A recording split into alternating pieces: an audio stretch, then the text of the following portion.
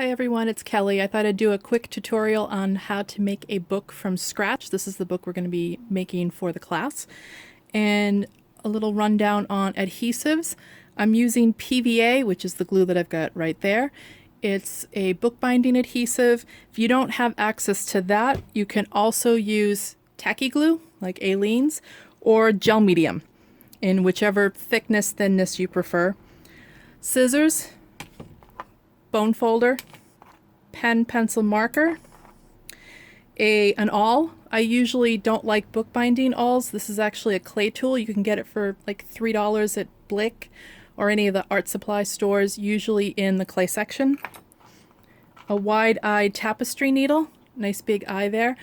I don't like getting bookbinding needles. I just like inexpensive tapestry needles. And some wax linen thread. When I cut the thread lengthwise, it's usually about 2 to 3 times the length of the spine of the book. I also like to have a dry rag or paper towel, something to apply the glue, something to rip the paper, which is my metal ruler. You need a piece of handmade paper that will wrap around the book, something like this. So see how it's overlapping a little bit? And some paper for your pages. And this is just a heavy cardstock. I usually use an index paper that's about anywhere from 90 to 110, sometimes 140 if I can get it. And I'll explain this in a second. So what you're going to do is you're going to start by cutting your paper. You actually only need it to overlap here by about an inch or so. So I'm just going to cut that down like that. So see how it's going to overlap right there.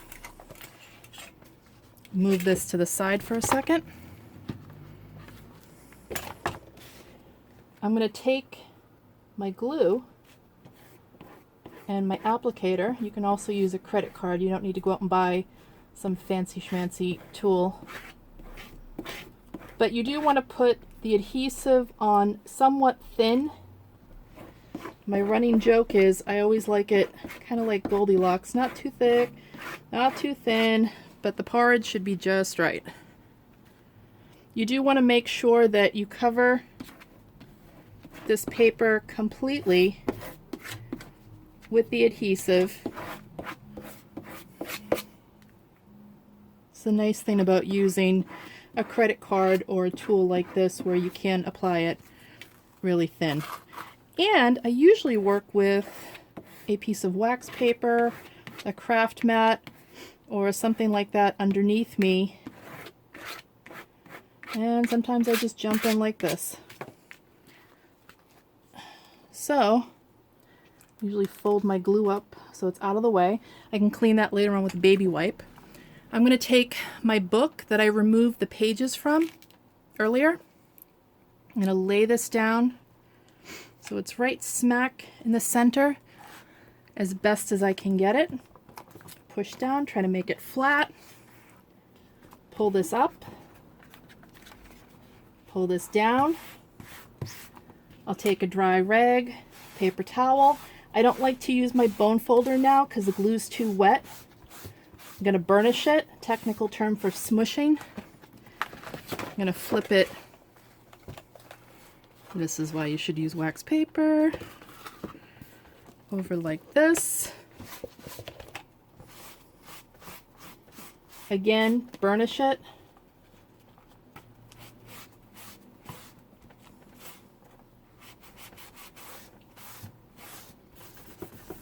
Wipe off any excess glue. And I'll throw some paint over that hole later on. See how it's all about making it work.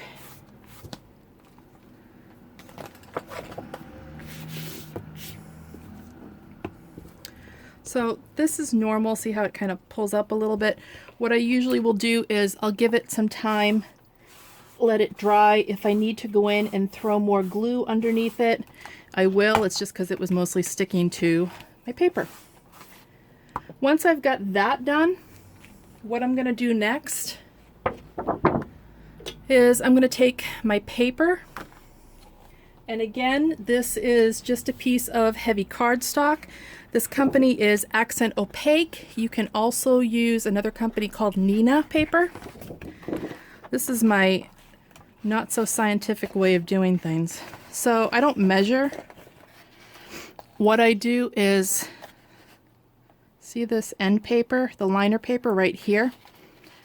I'm going to hold the edge of this paper up and try to get it so this paper, as best as I can, somewhat fits inside here. The other thing you can do if you don't, that's the way I usually do if I don't want to waste paper. Another quick and easy way is fold a piece of paper in half. You don't want it in the spine area or the gutter. You want it just a little bit in from the right hand side of the spine.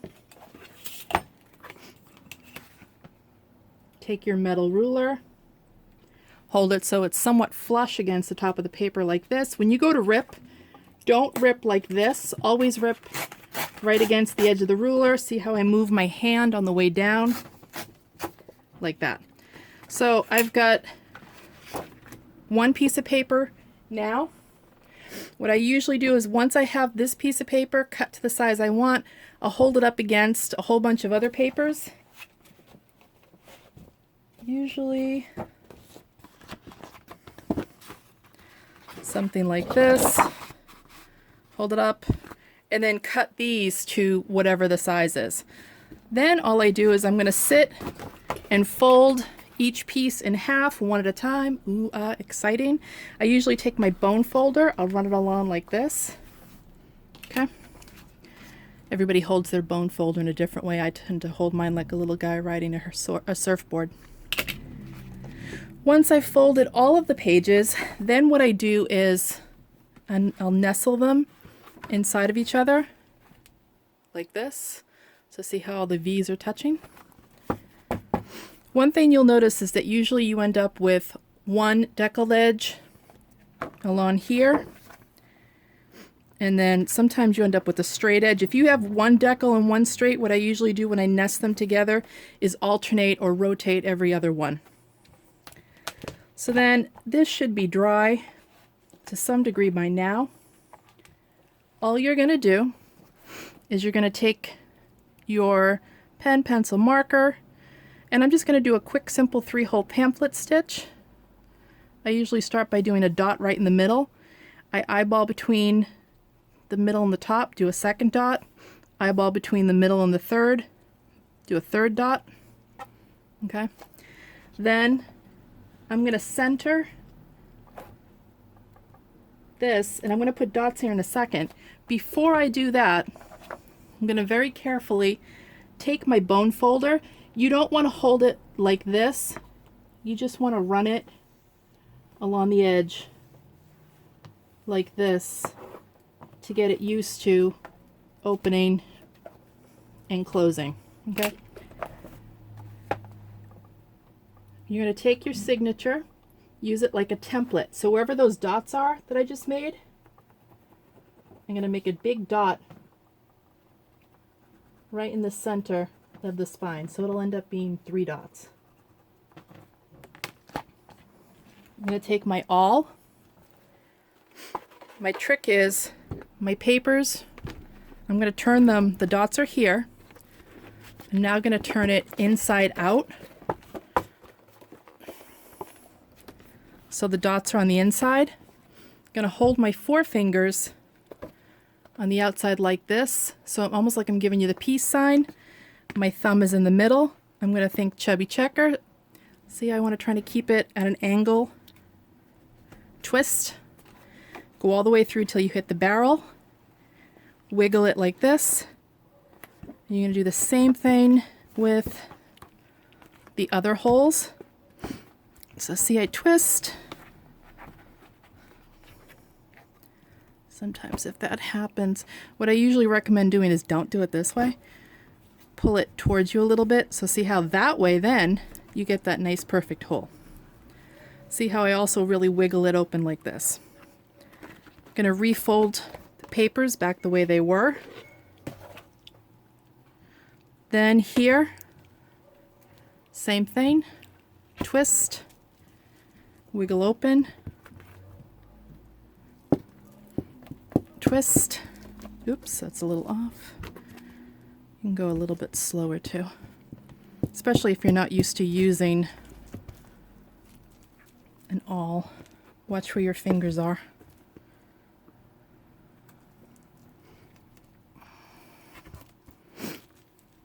Okay, so see how I'm looking to see where the awl is at all time. Haha.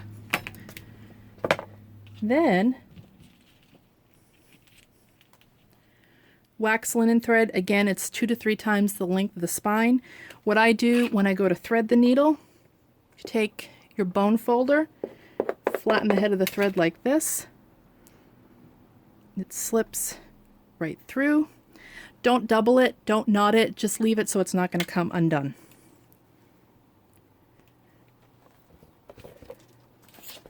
Before I go to sew, some people mark what the top and bottom is. I don't do that. What I like to do is I'll hold the signature up against the holes on the inside, and if they don't line up, I'm going to flip it. So this lines up, boom. I'm going to start my stitching on the inside. I'm not going to worry about the dirt here because that'll get covered up later on with paint and collage and all that other fun stuff. So I'm going to start by going in the middle hole of the signature. Then I'm going to go out through the spine of the book, pull my thread,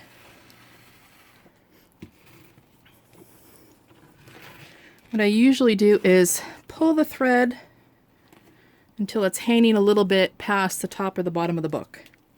So I'm on the outside of the signature, sorry, the spine of the book. I'm going to go straight down into the bottom hole.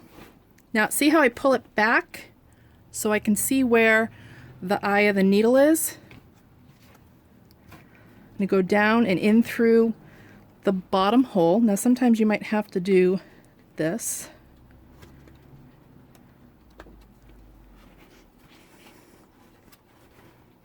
And it's hot here today in LA. It's 80 degrees, so my fingers are a little sweaty.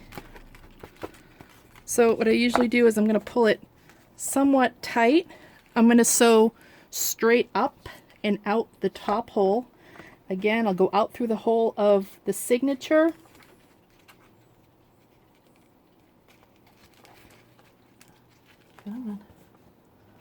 It's always when people are looking that the needle doesn't want to go through the hole.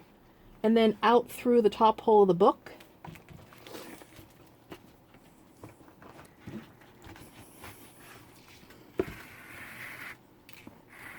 So it looks something like this now.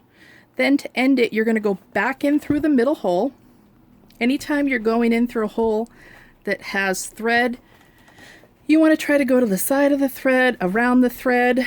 It's like Ghostbusters, you don't want to cross the streams. To end it, what I usually do is I like to have a tail to my left and a tail to the right of this middle thread. Don't pull this way, always pull in the direction that you sew. And then all you're going to do, make sure it's nice and tight, make 2 or 3 knots on top of each other. You're going to tie the thread over the thread. So the knot sits on top of this lawn piece. Then I can cut my thread so it's a 1/2 inch to 1 inch from the knot, or some people might like the option of pulling it over like this from the outside and having beads and charms and doodads and danglies. I usually cut mine off. Again, 1/2 inch to 1 inch, never right on top. So I know this is a quick video, but I hope you guys enjoyed it. And if you have any questions, you know where I am. Thanks.